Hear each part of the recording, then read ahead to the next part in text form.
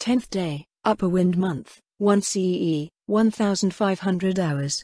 Following her afternoon appearance at the Royal Square, Draudillan took a carriage with Ina, Lena and Sabos to the section of the riverfront that Countess Corlin had proposed for the Sorceress Kingdom's exclave. The rows of warehouses had long been emptied and the few citizens present had been cleared away by the city's makeshift militia, giving the place a dilapidated, abandoned feeling.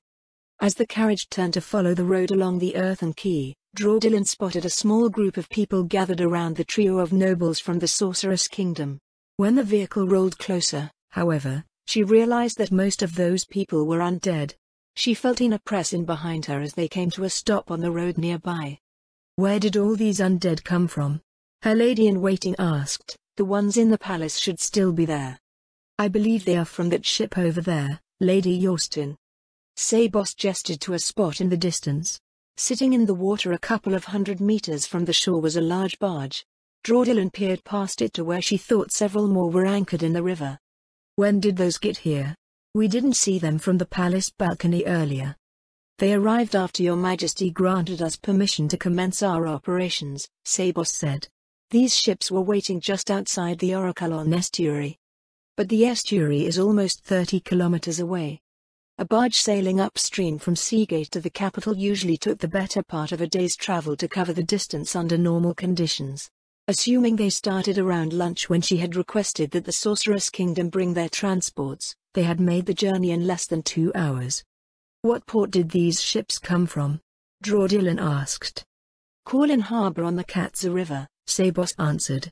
The goods that they deliver are from or came through the Sorceress Kingdom. If they made the journey from the estuary in 2 hours, it meant that cargo would take around 2 days to go between the capital of the Draconic Kingdom to the capital of the Sorceress Kingdom. Even with perfect weather and no extended stays in the urban centers along the way, traveling to Erantal from the Draconic Kingdom's capital by land took about 2 months. I can imagine the chaos in the Merchant Guild once they hear about this. Lena frowned out the window. Their world is going to be turned upside down. What are the Sorceress Kingdom's principal exports? Ina asked. I hesitate to say this, but if trade from the Sorceress Kingdom adversely affects the Draconic Kingdom's domestic industries, we will have to implement measures to protect them. That is a topic best saved for Countess Corlin's delegation, Lady Yorstin, Sabos said.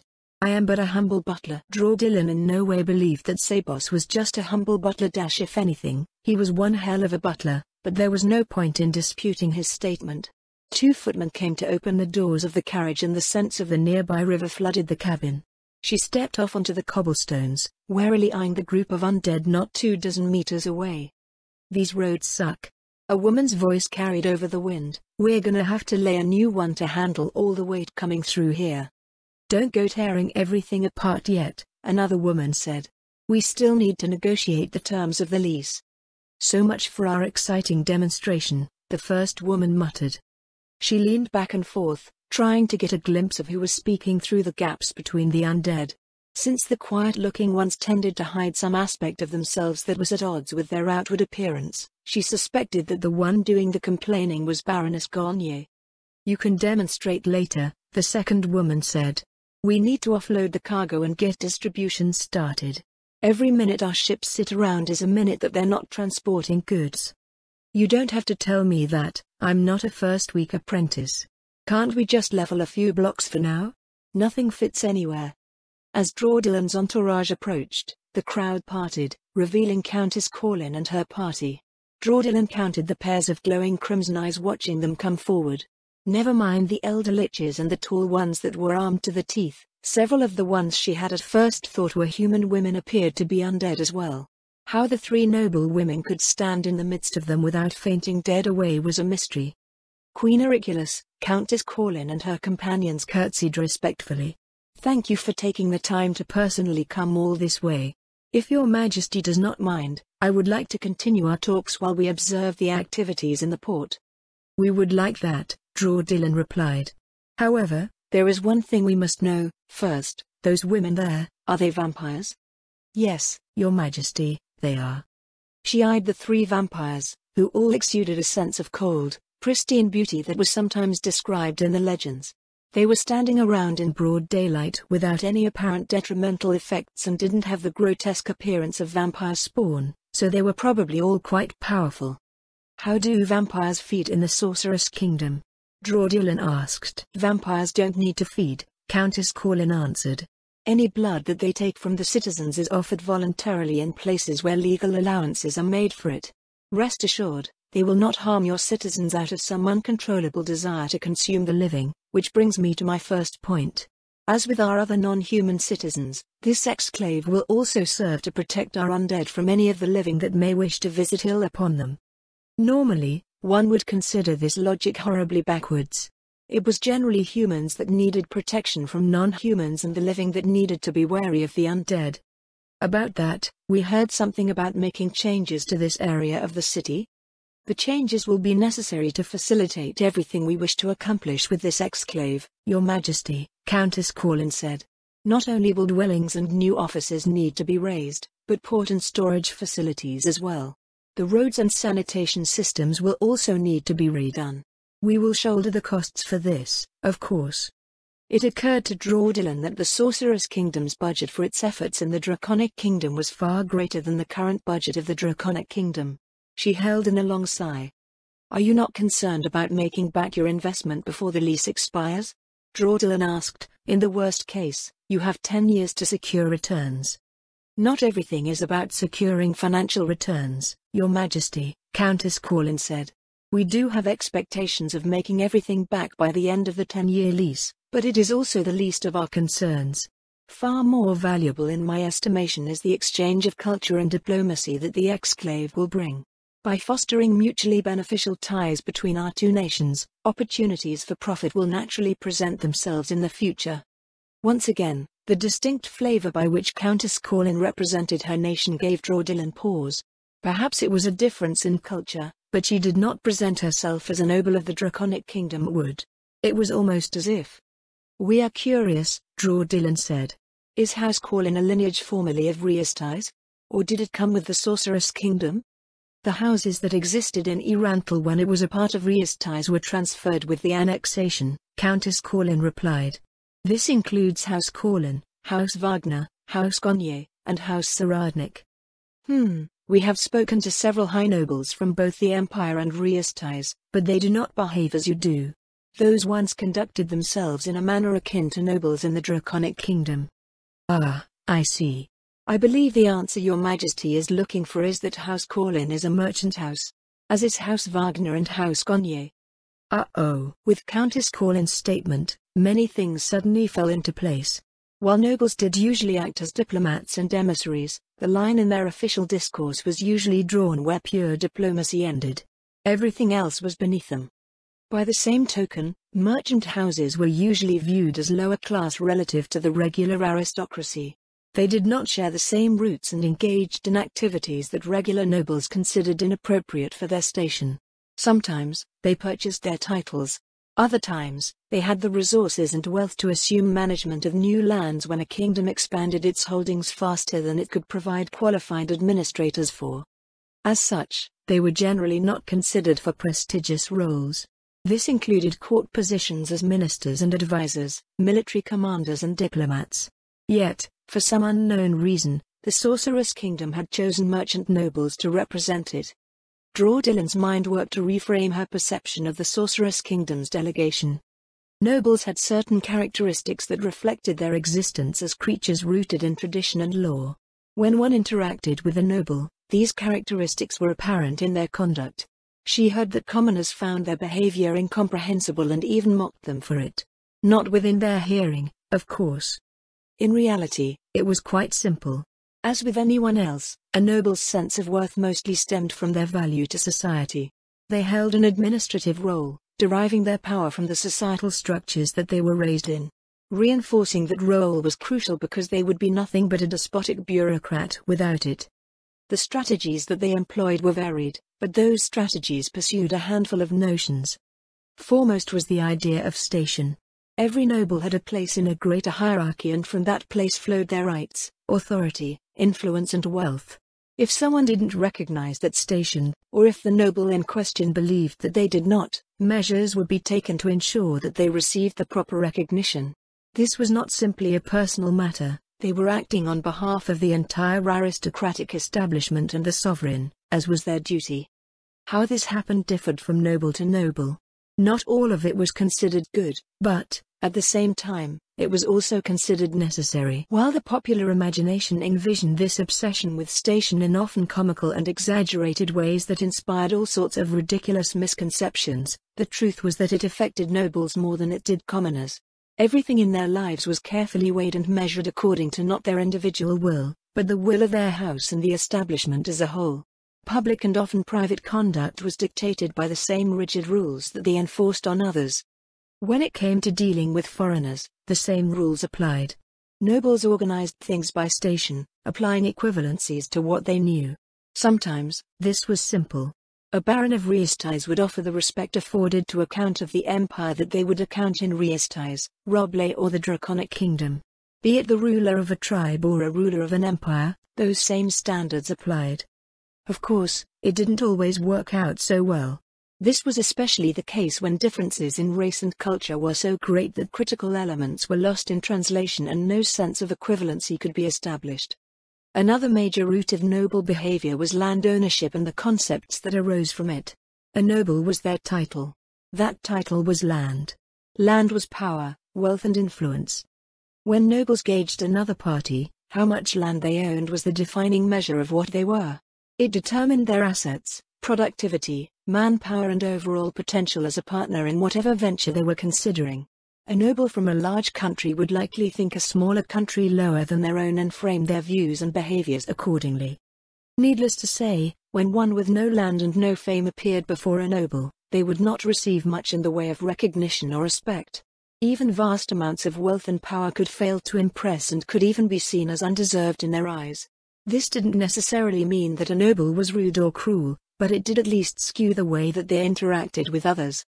The way that nobles saw land also made it ridiculously valuable to them. They would readily deal in all other types of wealth, but land was priceless.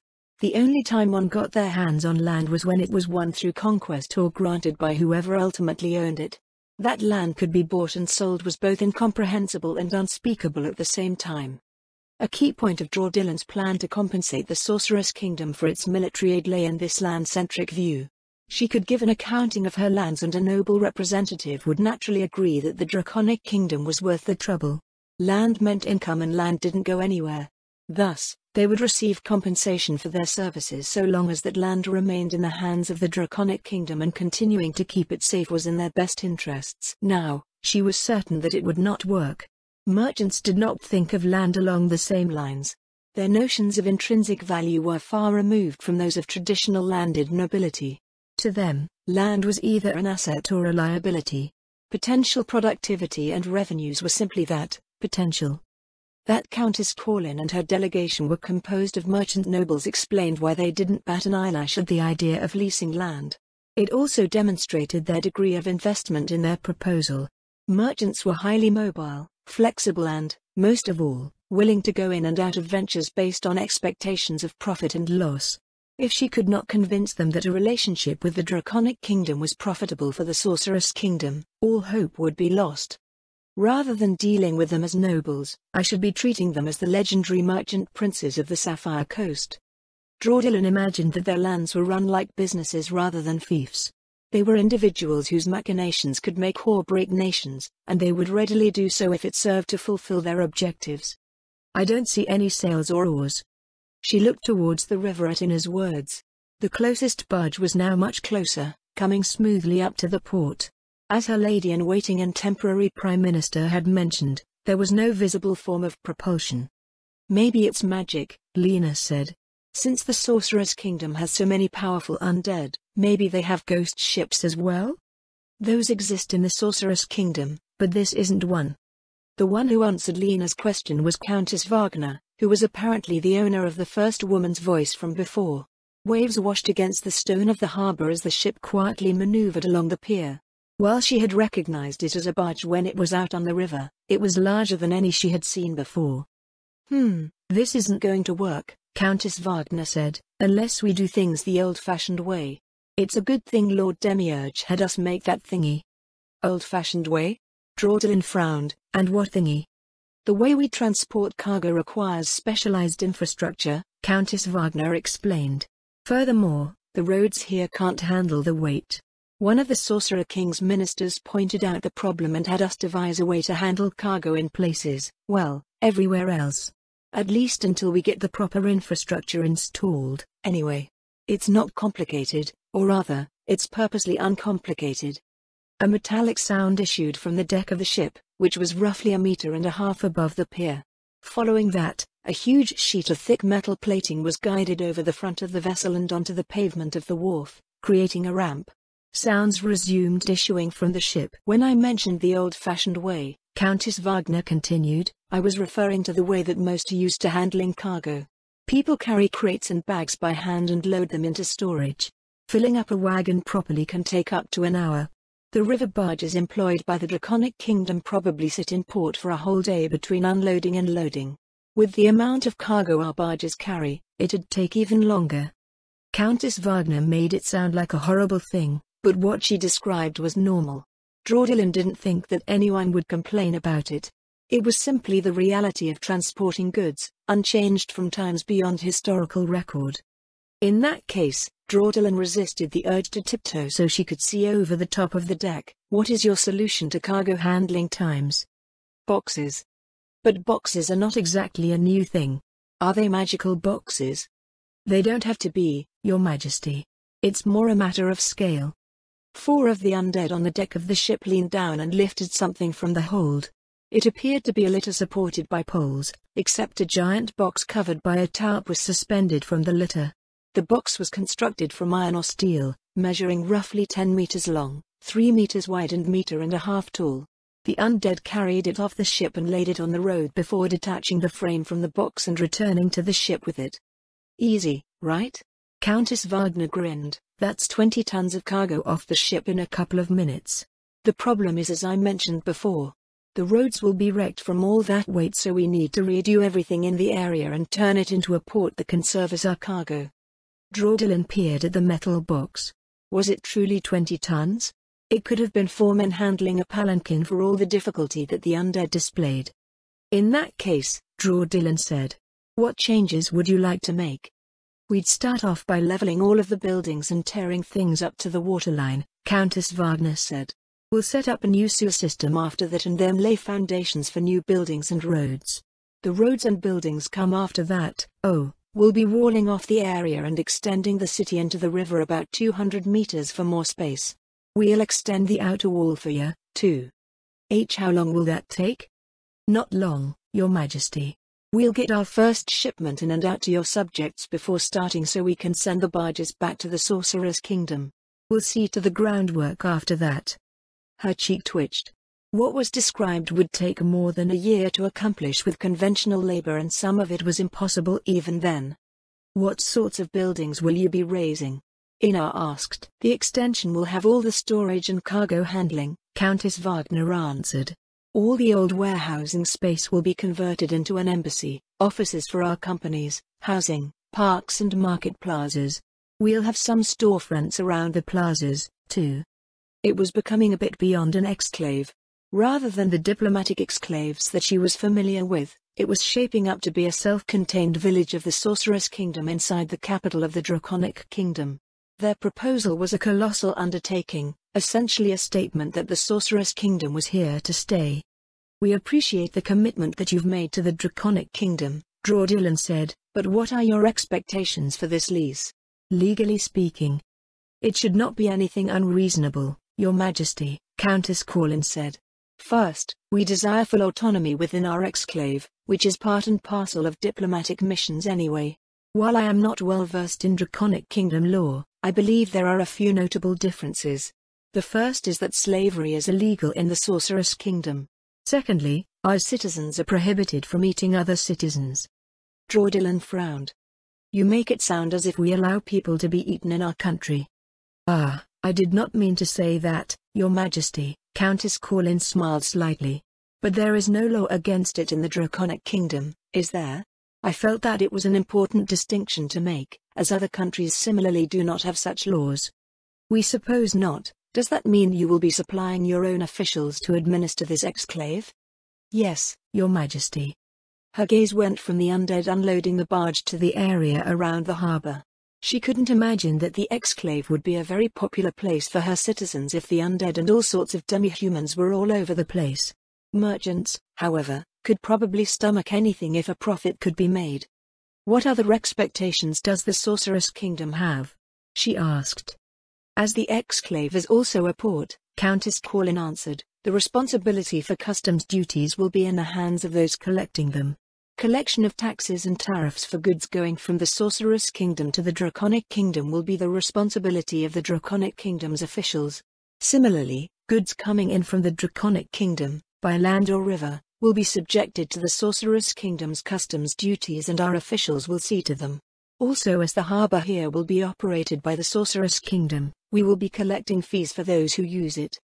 That much was expected. Since they were essentially enacting the same steps for customs duties in a slightly different place, she didn't see much of a problem with it. The undead unloaded the last of the cargo containers and prepared for the arrival of the next barge. They moved away to make room for the incoming cargo. And what about the financing of the lease? Draudilin moved on to the hardest question. To be honest, we are hesitant to ask for anything given all that the Sorceress Kingdom has done so far. Understanding the Draconic Kingdom's needs and national policies is crucial to developing a mutually beneficial relationship between our two nations, Countess Corlin said. In the interests of avoiding future resentment over this agreement, please don't hold back on our account. We have many options for financing, most of which the Draconic Kingdom will require for its recovery. Then, Baroness Zaradnik has probably informed you of the food situation in the capital. She has, Countess Corlin nodded. As far as she's reported, the capital and surrounding regions require food enough to last until the summer harvest is brought in. We are not certain how bad the situation is overall, Draudilin replied. The lands yet to be liberated may still have provisions to share. Even if they do, Countess Corlin noted, prices for commodities will still spiral out of control. Should you not take advantage of what we offer? Draudilin made a face. We do not wish to exploit our subjects, she said. They have already gone through enough. Rather than exploiting your subjects, Countess Corlin said, it is an opportunity to be a regulating force, yes? There are always at least two sides in a trade. In the Draconic Kingdom's present situation, those who have resources to spare are in a position to exploit wealth from those who do not. If the Crown has a hand in distribution, regulating the cost of necessities will be easier. That would be true in a more normal situation. Draudilin crossed her arms, but our administration has been gutted. We do not have the personnel to effectively enforce domestic policy. In the case of the capital, there is a different strategy that the Crown can employ.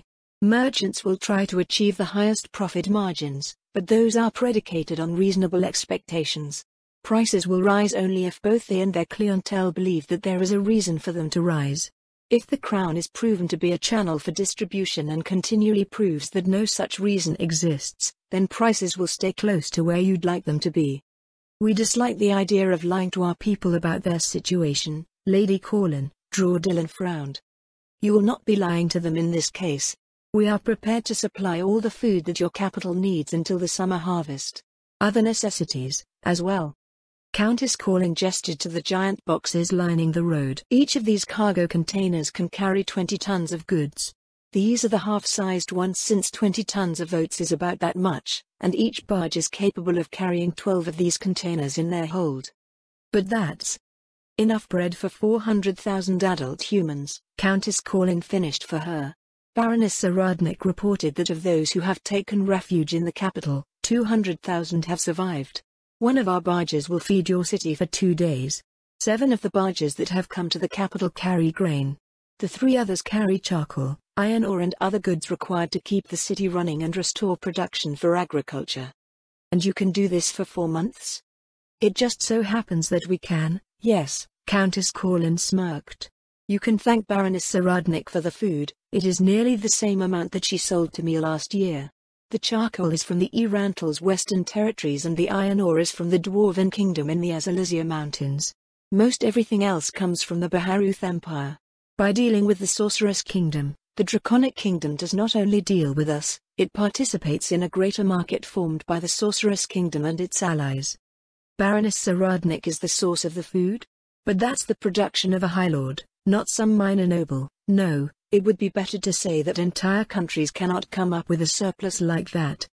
At this point, she could only wonder what the hell was going on in the Sorcerer's Kingdom. She glanced over her shoulder at Sabos, who maintained his steely expression, but somehow seemed pleased at the same time. In that case, Dylan said, what is the price of these commodities?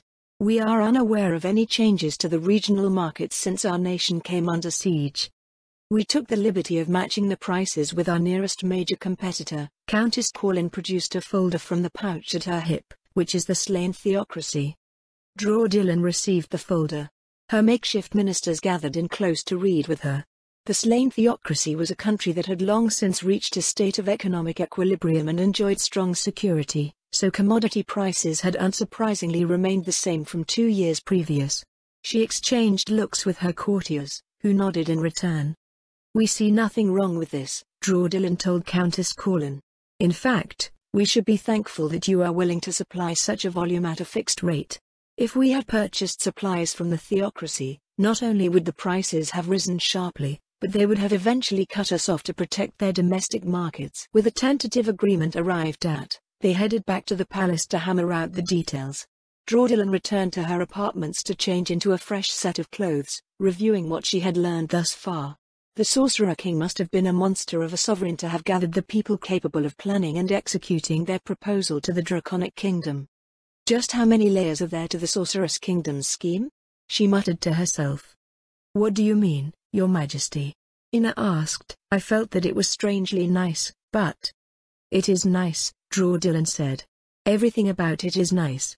But all actions have motives, no matter how nice they seem. This is especially true when it comes to matters of state. We hope you at least understand what they are trying to do with the Draconic Kingdom. Ina compared 3 different hairpins against the fabric of Dylan's fresh dress, tapping her chin with a finger. Well, they did save us, she said, but that's more than balanced by their request to establish that ambitious exclave of theirs. I can't imagine that the House of Lords will be pleased by that, but they will have to accept it as a necessary sacrifice. Dylan sighed. While she was an excellent noble, Ina still came from the classic noble background with its land-centric thinking. Even the knowledge that Countess Corlin and her party were from merchant houses probably only lowered their worth in her estimation. Like martial nobles, who simply died in the Draconic Kingdom due to the constant predations of their beastman neighbors, merchant nobles couldn't find any purchase in a place that was barely getting by from season to season. The ownership and management of land was seen as a venture filled with liabilities, so titles held little value to merchants. As such, the Draconic Kingdom's aristocracy was made up of quintessential landlords. Having nobles who were primarily tied to the land was an advantage in the sense that they would stubbornly defend their titles to the bitter end, but it could be a disadvantage when a country rose out of subsistence. Innovation, diversity of thought and power projection were key to helping a nation advance beyond that state. A government made up of highly conservative landlords tended to act as an obstacle to change. The political and economic implications of ties to the Sorceress Kingdom were bound to create massive shifts in the Draconic Kingdom. While the capital was already a major center of commerce, it would become even more so as a gateway to another nation. Merely allowing the exclave to exist brought financial benefits that far outweighed its costs. There weren't even any tangible costs, they were leasing it from her, so it was as if she were being paid to profit. Even if the Draconic Kingdom had prepared a team of negotiators, Dylan would have been inevitably dragged to the table once the implications of the exclave were made evident. Its cities belonged to the crown, so she would naturally be involved in such a major undertaking. All of the bureaucratic layers that normally existed between foreign delegates and a sovereign would cease to exist from that point onward because she would be directly entangled in affairs. Additionally, the incentives of the exclave in the capital could be seen as purposely designed to solidify the power of the throne.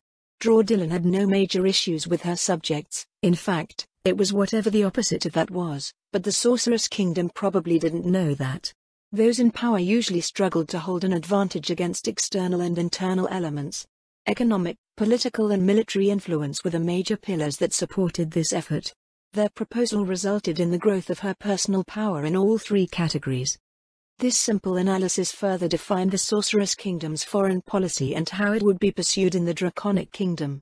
They secured the head of state and worked to create an unassailable position for her, which also happened to bind her tightly to them. It was far beyond simply threatening the other party with violence as others might.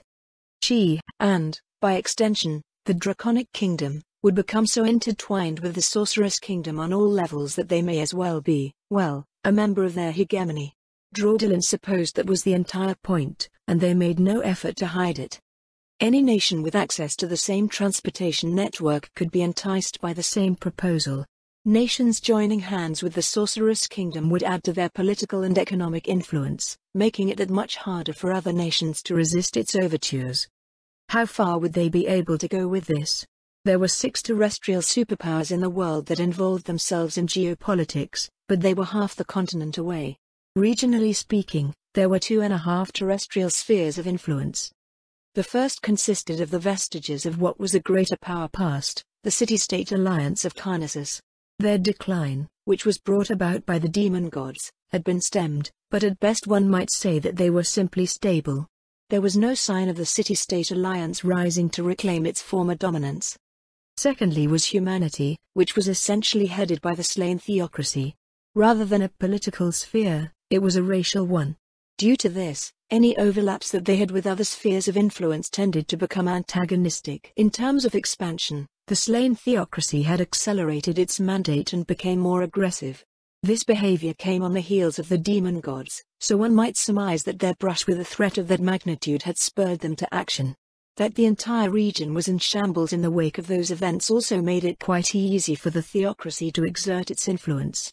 Now, however, something was stalling them, or they had suffered some sort of major setback that greatly diminished their ability to project power. The slain theocracy was the closest thing to a hegemon in the region and was the main obstacle to the multiracial society promoted by the Sorcerer's Kingdom. A clash between those two powers appeared to be inevitable once the theocracy decided that the Sorcerer's Kingdom's expansion had become intolerable.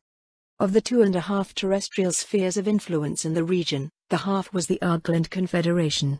It was a project of sorts founded by Draudillan's great-granduncle, Saindorcus Vasion, the Platinum Dragon Lord.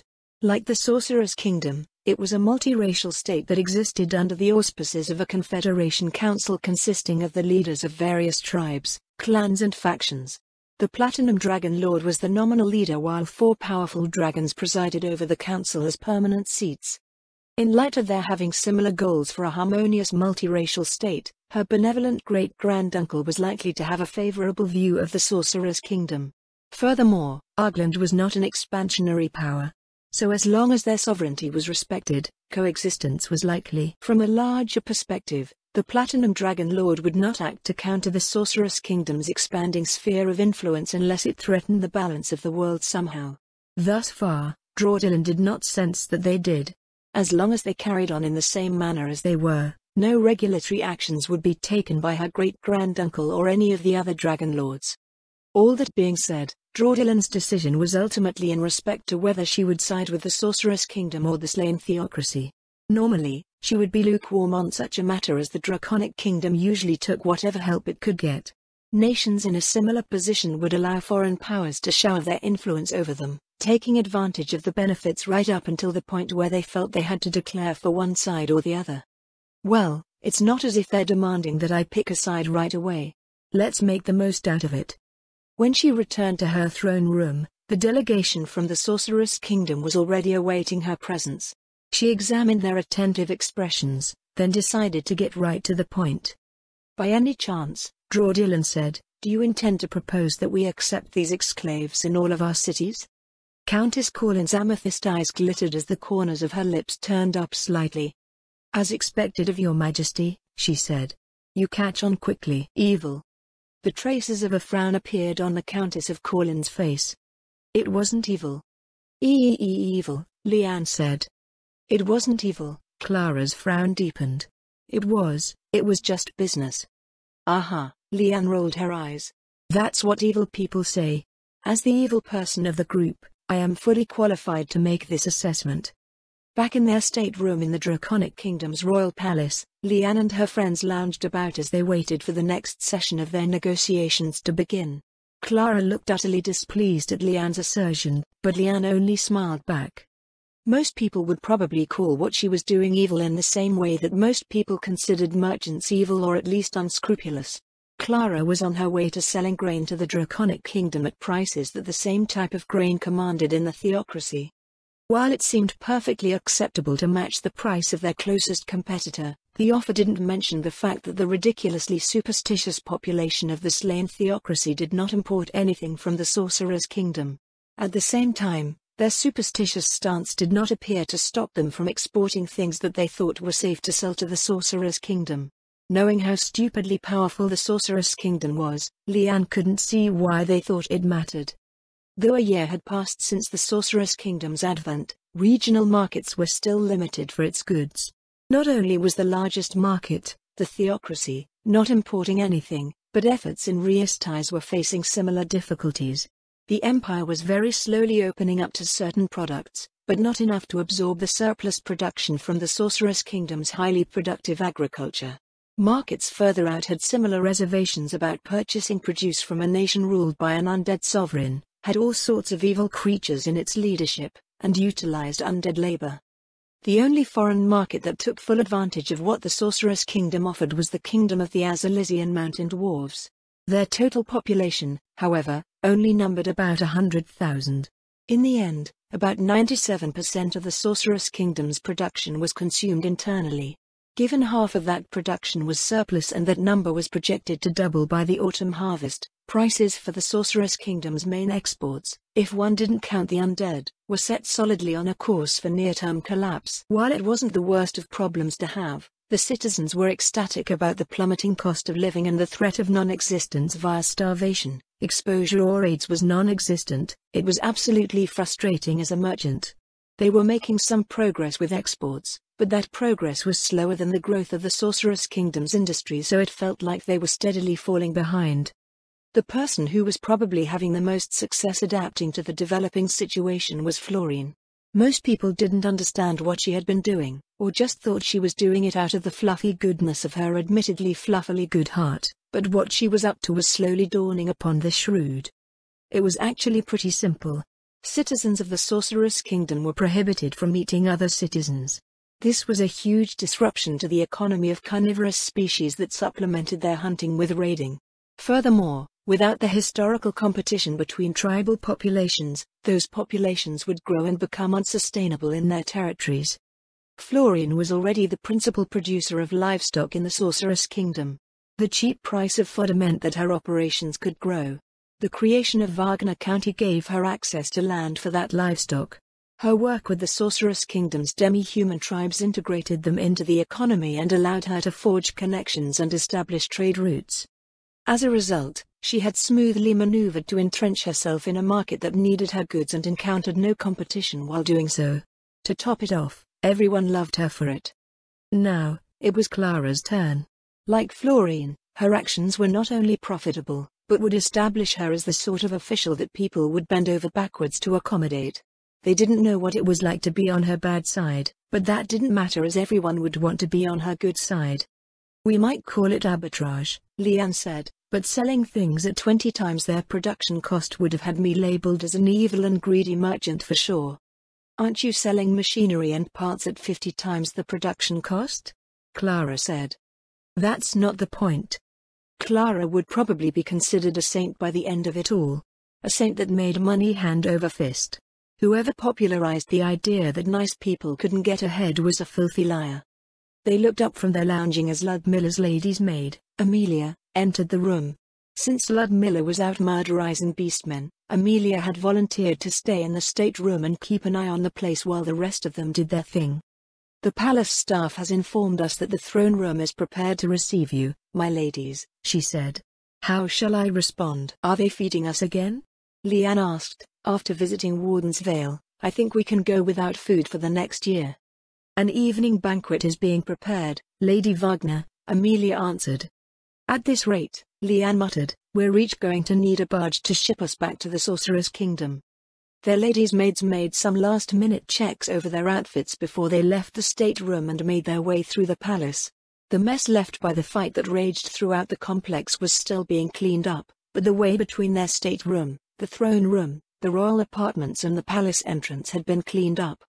When they turned the corner of the corridor to the throne room, they found Lord Tien standing at the threshold of the royal apartments on the opposite end of the hallway.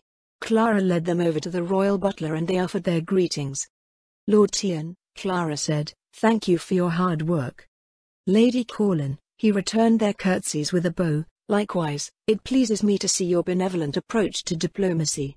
My travels around the world have brought many dark things to my attention, so it is most gratifying to see the Sorceress Kingdom as a force for positive change.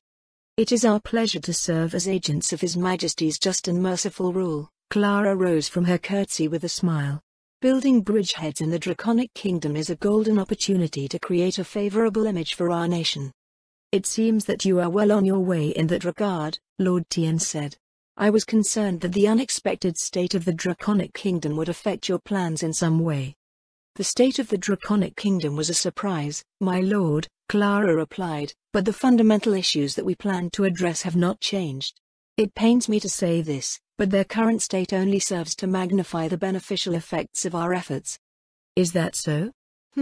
I had my misgivings when several of my colleagues mentioned the same thing, but I suppose that events were not the result of any purposeful machinations on our part." "Just so, my lord," Clara nodded. "Turning those events in a favorable direction is what truly matters. For both of our countries. If it was anyone else, Leanne would have screamed bullshit at the ridiculously goodly exchange, but she knew that Clara and Lord Tien meant every word of it. "Why are you standing out here, anyway?" Leanne asked. "Aren't you supposed to be attending to the Queen? It would be inappropriate to enter the royal apartments." "Inappropriate, my ass." Maybe it was technically inappropriate, but if Lord Tien simply said so, there was no way the Queen would refuse. Never mind any hesitation over impropriety, most women would jump on him the moment he showed even the slightest hint of interest. The sound of heels clicking over the polished marble floors issued from within the royal apartments. Clara led them into the throne room where they awaited the arrival of the Queen. "Did anyone offer to fix that door?" Leanne asked. "All of our maids can cast mending on that thing." "They declined our offer, my lady," Rose said from behind her. "It's a magical door with some devices attached to it, so they're waiting for someone with advanced mending spells to preserve its condition." "That's so?" Leanne glanced at the hole in the door. "I wonder how long they're gonna be waiting for." "What do you mean?" Florine asked. "You saw the reports," Leanne answered. "Those beastmen aim for the strongest first. I doubt there's even a single second-tier caster left in this country." "But they're artisans," Florine said, "not combatants." Leanne snorted. "I doubt that the beastmen care whether it's an elementalist or an alchemist that's flinging fireballs at them." "Well, we'll find out for sure when we go out tonight." The throne room door opened and the captain of the guard announced the arrival of Queen Auriculus. Leanne joined Clara and Florian in respectful curtsies as she made her way past them to the throne. "Please, have a seat," the Queen gestured to the table along one side of the central carpet. "We would like to move things along before dinner this evening." They took their seats, as did all but one of the Queen's ladies in waiting on the table opposite the carpet to them. The silver goblets at each seat were filled with some sort of midnight liqueur with a spicy aroma. Leanne eyed her drink curiously. "Hey, what's this?" "It's a speciality of the Draconic Kingdom, Black Scale. Finding it north of Theocracy is next to impossible. The Draconic Kingdom might be the only source." Leanne took a sip, savoring the spicy sweet flavor that blossomed over her tongue. While she had never seen it before, she had heard of Black Scale. It was made from berries of the midnight lantern, a variety of nightshade that grew in the valleys of the Oraculon Reach. Usually, the only way one could get their hands on a bottle was if it was a gift. As such, it was perceived as a symbol of diplomatic prowess throughout the region. Clara pulled out extra binders with the details of their proposal from her infinite haversack for Queen Auriculus and her court to peruse. The flipping of pages punctuated the air as they waited for the Queen and her courtiers to read through it. Leanne smiled slightly as she watched them steal glances at their table several times a page. "Think they'll try to change anything?" "It would be utterly strange if they just accepted every single clause. But what if they do?" "They won't." "Just to confirm, Lady Corlin," Lady Yorstin said from her desk on the right side of the throne, "we are to provide our own commanders for these security forces." "Yes, Lady Yorston, Clara replied. Once the current Beastman invasion has been put to an end, of course. Those most familiar with the Draconic Kingdom are best suited for overseeing its national security, yes? In a normal situation, Lady Yorston said, I would agree. In this case, however, we have no army to speak of, never mind commanders. While the task may appear daunting at the moment, Clara said, you will find that the undead are not as difficult to manage as you imagine. Once again, the Sorceress Kingdom desires a lasting and fruitful relationship with the Draconic Kingdom. If you desire consultation, all you need to is ask. Lady Yorston glanced at the Draconic Kingdom's table, then at Queen Auriculus. She at least appeared to be aware that Clara was trying to entangle them even further. We'll see if any of the nobles in the palace would like to try their hand at it, Lady Yorston said after a moment. In the case that there isn't anyone available, what are our options? Hey, wait a minute, are they talking to one another? Like this? It almost seems like it, but we won't know for sure unless we ask. Of course, no one would admit to having the capability. Even asking potentially gave away an advantage. Each squad has a sergeant, Clara replied. They will carry out any broad instructions that you issue to them. While this will put their raw strength at your disposal, it will not convey any of the benefits that a commander would bring. If Baroness Zaradnik were here, she would strongly urge you to develop a military that can operate in parallel with the undead. In the end, however, what matters is that you are satisfied with the results. The courtiers exchanged glances again. Were they talking, or not? We will have to speak about this with Baroness Zaradnik, Queen Auriculus said. Our primary concern is whether they can stop the Beastmen the next time they come. If it's something like what's going on right now, Clara said, any position that they attempt to maintain would be untenable. While I cannot be completely sure that what I'm saying is correct, it should be similar to the Draconic Kingdom's previous situation except that you will control the relief forces rather than needing to depend on adventurers and foreign expeditionary armies. Queen Auriculus nodded at her words. That is an acceptable arrangement, she said. We will explore what options are available with Baroness Zaradnik once we are in a position to do so. Lady Delarose, you may continue. Woo, so cool, I wanna be like her when I get older, or younger? She does seem very confident now that she has solid information to work with. Those courtiers are her ladies-in-waiting too, aren't they? They all appear to be very talented. The plight of the Draconic Kingdom had painted it as a sort of damsel in distress to the rest of the region. This image dominated common knowledge and perception, lending to other expectations of a nation in that situation. However, it could very well be that the Draconic Kingdom was much stronger than it looked. Lady Delarose rose from her seat. I would like to understand what calculations are made to arrive at the lease rates that you've presented to us, she said. Magical vocations and industries are, by and large, not very well developed in the Draconic Kingdom due to its inherent instability. The workings of an advanced and highly integrated magical society are unknown to us. Yeah, you and us both. It is what His Majesty has decided, Clara replied. The rates are not under our delegation's control. As the proposal notes, there are various strengths and weaknesses that come with using the undead security forces, and using them to maximal effect is dependent on the operator. You will note that the rates for security forces are not very different from that of the same types of servitors used for menial labor. The Sorcerer King had set the rates for Death Series servitors far below what they should have been. Presumably, this was to encourage adoption rates, but it actually had the effect of making the offer seem suspicious. If the undead servitors had instead been priced as a high-quality, high-efficiency service, prospective clients would instead rationalize why that service was worth the cost, internally reinforcing their value. His Majesty probably had some incomprehensibly deep and far-reaching reason for why things were that way, however. All they had to do was carry out their duties and see what would come of things in the long run. I see, Lady Delarose said. Well, the price does come as a relief. Is there any risk of contract rates changing in the future? The Sorceress Kingdom has leased out many undead servitors in the past year, Clara said, and these rates are the same as we've offered elsewhere. I would expect a reasonable period to pass before they are updated to be more in line with their true value. Lady Delarose sat back down. Lady Sorrel stood after she did so. Lady Corlin, she placed a slender hand on the table in front of her. Our temples will inevitably raise concerns over the presence of the undead. How will our government be able to convey reassurances that they will not turn on the citizenry or spread their taint about and give rise to more of their own kind? Bahaha, I wish Ludmilla was here to hear that. These undead are summons, Lady Sorrel, Clara replied. Be they summons or not, they are still undead. The temples are all agreed on the fact that the undead bring harm to the living and pollute the land to give rise to their own. Leanne eyed the pendant nestled in the woman's cleavage with a frown. That's an Alalaf pendant, but followers of the Six never say anything like that in Iranthal.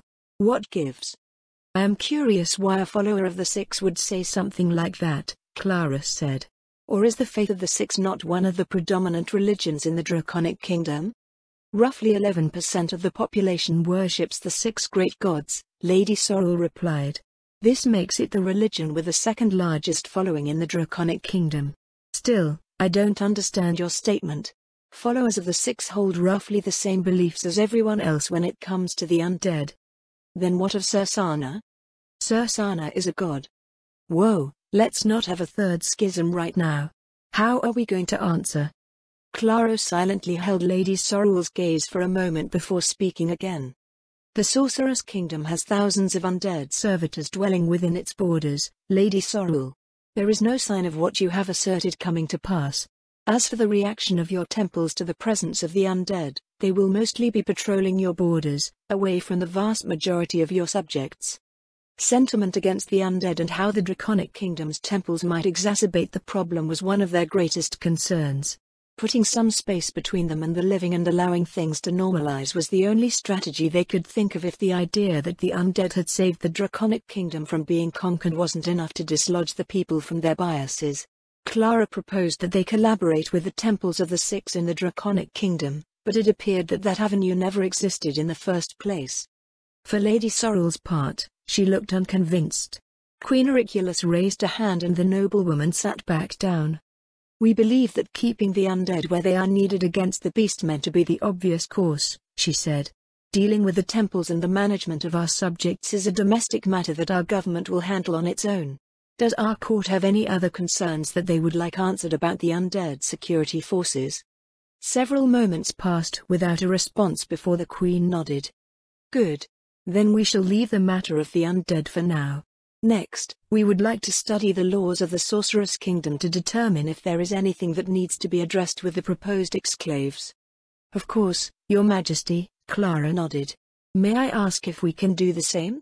An understanding of the Draconic Kingdom's laws should help us serve in a better capacity. Gay, this is going to take weeks. They knew that it would, but, now that it was happening, the weight of everything was settling onto their shoulders. Unlike contracts between merchants, dealings between nations were incalculably more involved and complicated. At least if the goal was to do things thoroughly and properly. Doing things half-assed could lead to results that severely damaged relations between the parties involved and even lead to war. Dinner came early in the evening, consisting of the same, rationed fare as their previous meals. Discussion was subdued, as the opposite party appeared to be exhausted from their work putting the city back in order. After exchanging materials, they parted ways with Queen Auriculus and her court for the day and returned to their stateroom. You're sure you want to stay here? Leanne asked Clara.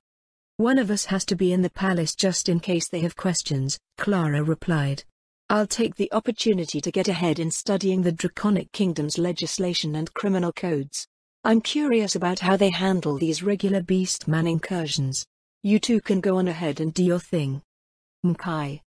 They went to get changed into some clothes that their ladies' maids had gone out to purchase in the city. Though the cuts were different, they were made out of the same light cloth that the members of the palace staff used for their uniforms. Leanne.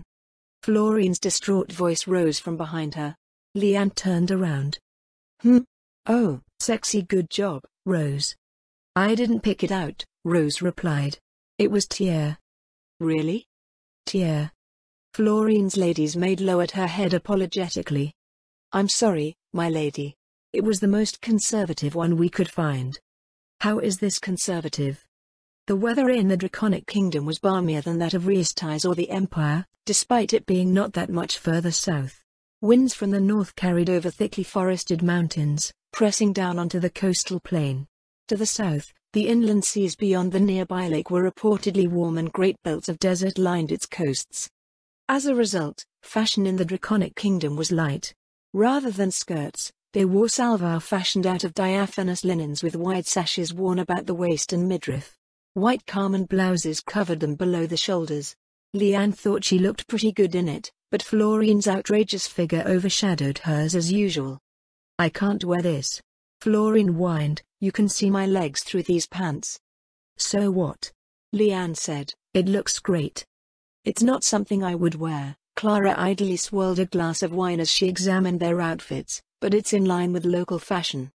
Florine was lucky that she wasn't being dressed like Queen Auriculus. Or maybe the men of the Draconic Kingdom were unlucky. It depended on one's perspective. If Leanne says that it looks great, then it must be utterly shameful. "I heard about what you did with Elishnish from Lord Tian." Elishnish didn't have a problem with it, Leanne shrugged. She looked like she was having fun. "You need to start taking advantage of everything you have. The Mistress of Fertile Hills has nothing but the highest quality goods to display." Florine tugged at the short, puffy sleeves of her blouse, frowning at her exposed cleavage. "I'm going to pop out." "You're not gonna pop out," Leanne rolled her eyes. "Watch." She reached out and hooked a finger onto the neckline of Florine's blouse, giving it a tug. Florine punched her in the face. Clara spit out her drink. "See," Florine cried. "You punched me." Leanne rubbed her nose. "Of course you're gonna pop out if I reel backwards like that. People aren't going to grab your blouse and try to rip it off. At least give me a mantle." "The citizens don't wear mantles, my lady," Tia said. "A sort of light shawl was the best I could find." "Then one of those." Tia looked around until she located a thin piece of pale pink silk. She wrapped it around Florine's arms and shoulders. "What is the point of this thing?" Florine frowned. "You can still see everything through it." "The weather is warmer here," Tia said, "so cloaks and such are just accessories." "Ugh, how about I just stay here with Clara?" "But I thought you wanted to experience the city," Leanne said. "I do," Florine replied, "but I don't want to experience the entire city ogling me. There will be more opportunities in the future, ones where I can wear decent clothes. You know, if everyone in the country wears the same thing, it's not indecent. It's normal." It took another half hour for Leanne to convince Florine to go out with her. They left the stateroom and her friend crept through the palace corridors, fearfully looking around for people who might notice her. Their accommodations were near the northwest tower where Ludmilla's general staff was located, however, so the hallways were empty, at least until they got near the front entrance of the palace. "Countess Wagner. Baroness Gonye." Captain Scarvo called out to them from the doors. His eyes wandered between them until they settled on Leanne. "That's different." "Captain Scarvo," Leanne said. "If it's not too much to ask, might we hire an unmarked carriage from the palace?" "Unmarked, my lady. We'd like to experience the city and its people without drawing attention to ourselves. There hasn't been much of an opportunity to do so yet." "I'll have someone send one out to the front," the captain nodded. "Just a moment, if you please." A carriage rolled up in front of the palace entrance 5 minutes later. It was unmarked, as requested, but still gaudy enough to look out of the ordinary. As if to purposely add to its conspicuousness, 4 footmen in the uniform of the palace staff accompanied it. "Captain Scarvo," Leanne asked. "Who are these men?" "Your escort, my lady." "But I thought I said that we didn't want to draw any attention to ourselves." "They'll pretend that they're not there, my lady." Leanne blinked several times at his nonsensical response. Was it some sort of local thing? "We'll be fine, Captain," she said. "Besides, aren't they supposed to be helping out around the city?" One of the footmen cleared his throat. "Our shift as militia officers ended a few hours ago, Countess Wagner," he said. "We're on duty as palace staff now. We can't rightly chase them away, Leanne." "I know, but they stick out like sore thumbs. What was all that about pretending they weren't there, anyway?" She eyed the 4 footmen. "If they couldn't get rid of them, then maybe they could get something out of them." "In that case," Leanne smiled, "perhaps a relaxing evening showing us around the city is just the thing. Might we rely on your expertise?" The men brightened visibly at her invitation. "Of course, my lady," the first footman said. "It would be our pleasure."